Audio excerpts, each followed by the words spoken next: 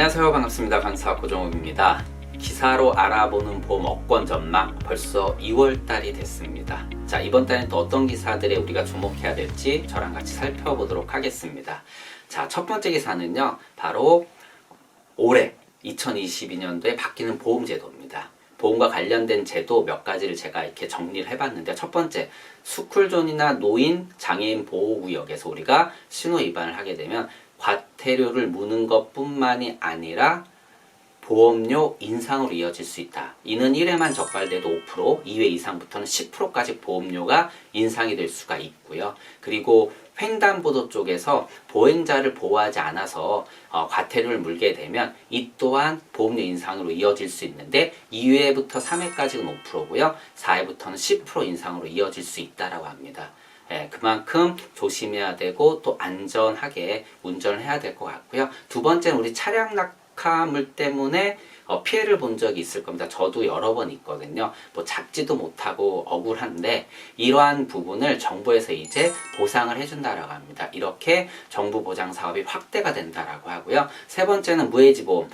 이전에 한번 다뤘던 부분인데 무해지보험이 뭐 1년에 거의 400만 건 이상 판매되고 있지 않습니까? 주력 상품으로 지금 자리를 했는데 이 부분이 소비자 피해나 보험사 피해로도 이어질 수 있다. 그래서 이 부분을 좀 개정을 하자는 얘기가 계속 나왔고, 이것이 올해부터 이제 반영이 돼서 상품 개발에 이제 적용이 된다라고 합니다. 뭐 예를 들자면은요, 무해지 보험이 뭐 다 아시다시피 무해지나 저해지 보험 같은 상품들이 결국은 중도의 해지환급금이 적거나 없는 상품인데, 이 부분을 좀 차등을 줘서 초기에는 좀 높게 나중엔 낮게 뭐 이런 식으로 소비자도 보호하고 또 정확한 유지율을 산정을 시켜서 보험사가 나중에 이로 인한 피해가 없게 개정을 한다는 내용입니다. 그리고 건강증진형 보험 있죠. 이 보험을 가입하게 되면 헬스케어 기기를 이제 제공을 받을 수가 있는데, 뭐 처음에는 이 부분이 불법이었죠. 어떻게 보면 우리가 이제 소비자분들한테 우리가 과도한 선물을 주는 거, 이 보험업법에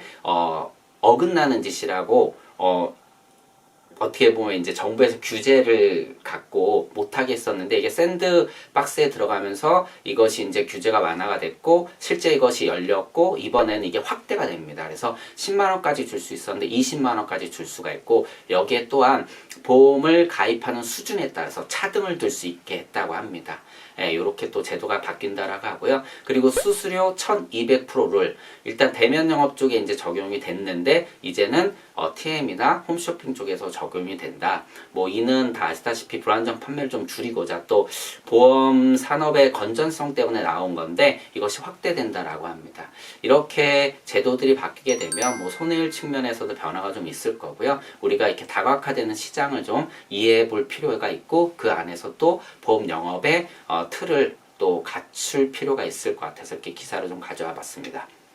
자, 두 번째 기사는요, 저해지 환급형 종신보험의 세일즈 팁인데 정리가 아주 잘 돼 있어서 제가 소개를 시켜드리고자 이렇게 갖고 와봤습니다.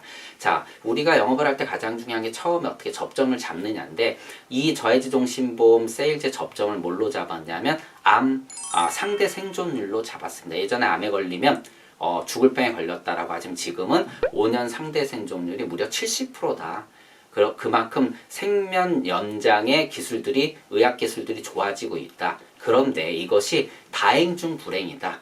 다시 말씀드리면은 노화가 이제는 사회의 새로운 문제로 대두되고 있다. 장수가 결국은 리스크가 되고 있고 부담이 되고 있다라는 건데, 핵심은 뭐죠? 당연히 은퇴가 빈곤하기 때문입니다. 대한민국 OECD 국가 중 은퇴 빈곤율이 거의 최상위 달리고 있다라는 것이죠. 그래서 대한민국 그 노인들의 은퇴 현황을 보게 되면 2명씩 1명 정도만 준비가 되어 있고, 가장 많이 기대에 있는 게 바로 국민연금인데, 이 국민연금의 소득 대체율은 43% 정도밖에 안 되고 실제 이도 부족하죠. 뿐만 아니라 지속적으로 이제 노인 인구의 증가, 그리고 세수의 문제들 때문에 결국은 국민연금은 나중에 점점 더 악화될 수도 있다라는 것이죠. 그래서 이 부분이 결국은 은퇴의 가장 어려운 부분, 즉 오래 사는 것이 불행하다는 쪽으로 이어질 수 있다. 이걸 해결해야 된다는 얘기죠. 그래서 저해지종신보험 같은 경우가 납입을 완료하게 되면 환급률이 높이 올라간다라는 부분, 그리고 비과세 부분, 또 추가 납입 부분, 또 종신보험에 다 아시다시피 여러 가지 이제 기능들이 있지 않습니까? 뭐 적립금을 더해주는 기능이라든가 할인이라든가 이런 것들을 잘 활용해서 결국 우리가 다 준비할 수 없죠. 연금 따로 준비하고 사망보장 다 같이 준비할 수 없는 일반적인 그러한 재정 상황에서 종신보험 이렇게 컨셉 셀링을 할 때 뭐 같은 얘기들을 우리가 늘 하고 있지만 접점을 잡아서 기승전결 풀어나가는 게 굉장히 좋아서 제가 기사로 좀 갖고 와봤고요. 자, 세 번째는 자, MZ세대들이 보험 필요 없다고 얘기하는데 이들을 좀 공략하는 법에 대한 기사 내용이 있습니다. 뭐 MZ세대들 늘 얘기하지만 뭐 1980년에서 2000년도에 태어난 베이버 세대의 자녀 세대들입니다. 2030 세대들이라고 하는데 왜 이들한테 주목을 해야 되냐? 어쩔 수 없죠. 이들이 이제 대한민국이나 전 세계 소비의 주력층으로 올라오기 때문입니다. 근데 이들은 보험에 대한 생각이 굉장히 낮죠. 니즈가. 그래서 현생을 중시하죠. 지금 삶을 중시하고 그다음에 이색적인 경험을 추구하는 그러한 세대들인데 이들은 당연히요. 뭐 20, 30년 후를 어떻게 걱정해. 지금도 힘든데 이러한 생각이 팽배해 있습니다. 다만 이들은 근데 자세히 살펴보면 굉장히 자신을 위한 소비라든가 투자를 잘하는 거죠. 분명히 이유가 있다라면 확실하게 투자를 하고 확실하게 어떻게 보면 구매를 한다라는 것이죠. 그래서 보험의 니즈가 생기는 시점, 즉 보험이 필요하다라고 생각되는 시점에 가서 보험을 가입하려면 일단 비용이 엄청나게 늘어나 있고요. 뭐 다 아시다시피 두 번째는 가입할 때 굉장히 까다로울 수 있다라는 것이죠. 조건이. 그래서 이 부분을 MZ세대들한테 잘 접목을 시킨다라면 그들이 어떻게 보면 가성비, 가심비 이런 것들을 굉장히 따지기 때문에 또 공략을 또 잘할 수 있다. 이렇게 또 그들은 또 이런 것들을 잘 어떻게 보면 홍보를 합니다. 스스로 자기가 만족을 한다라면 이러한 것들을 잘 활용한다라면 좋은 성과를 또 낼 수도 있다. 이러한 기사 내용이었고요. 네 번째는 변액보험 얘기입니다. 변액보험이 뭐 어떻게 보면 좀 난리가 났었죠.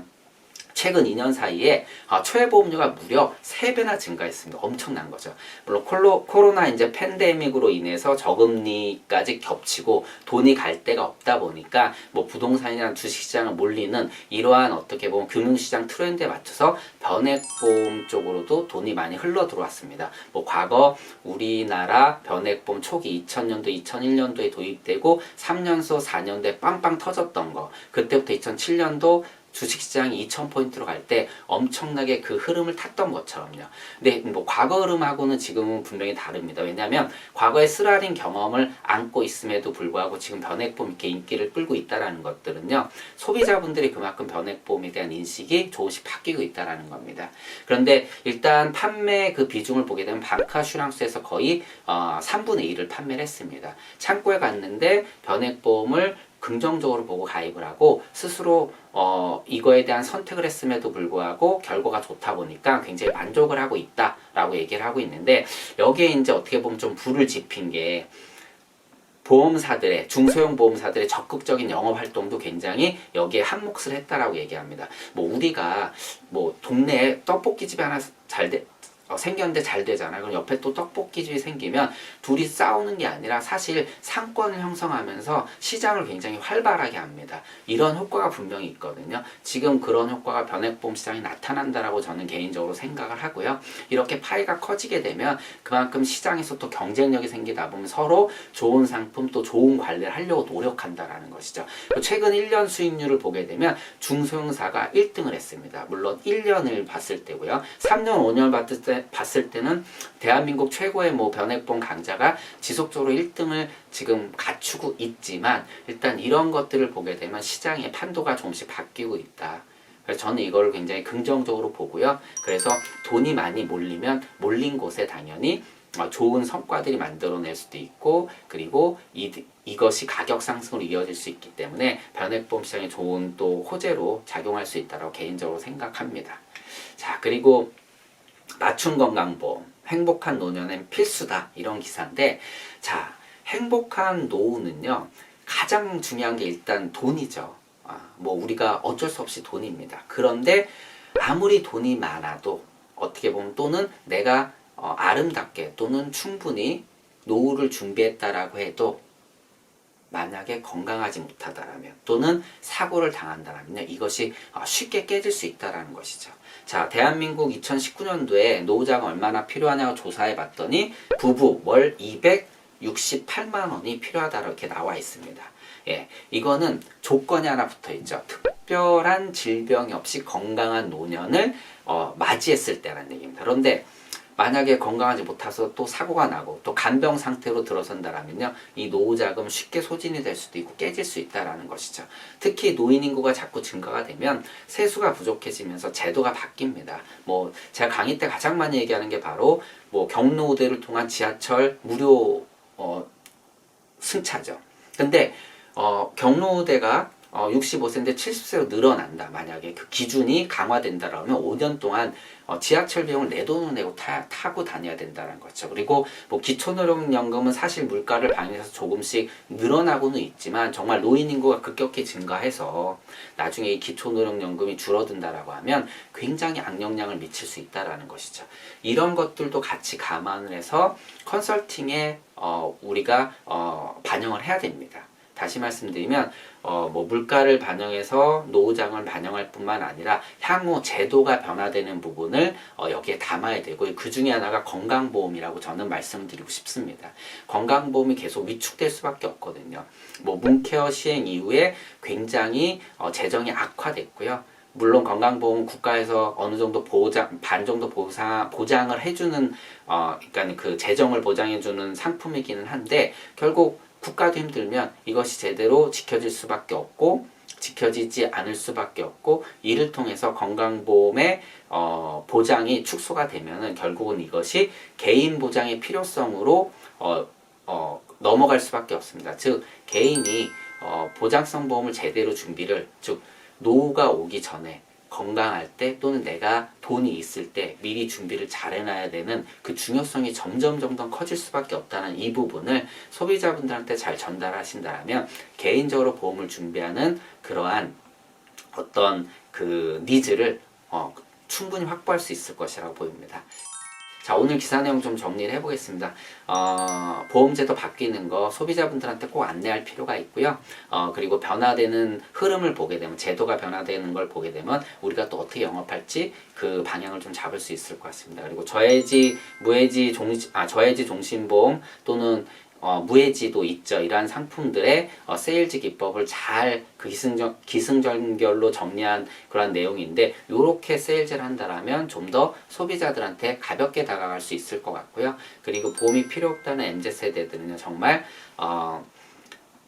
현재 또는 가성비, 가심비를 막 집중적으로 바라보고 있는 그러한 세대들이기 때문에, 이러한 세대들한테 그들이 보고 있는 부분을 잘 보험의 그러한 부분들을 잘 접목시킨다라면 세일즈 효과를 높일 수 있을 것 같습니다. 그리고 변액보험에 돈이 몰리고 있는데, 이는 시장 경쟁을 긍정적으로 만들어내고 시장을 좀 더 파이를 키워서 변액보험 시장이 적극적으로 좋은 방향으로 끌고 갈 수 있을 것이라고 보고요. 마지막으로 아름다운 노후의 필수는 건강. 건강이 당연히 나이가 먹으면 악화될 수 있기 때문에 이 부분을 보험으로 커버하는 컨설팅이 노후 컨설팅에 꼭 필요하다, 이렇게 말씀을 드리고자 합니다. 자, 2월달도 힘차게 출발하시기 바라고요. 저는 이상으로 마치겠습니다. 고맙습니다.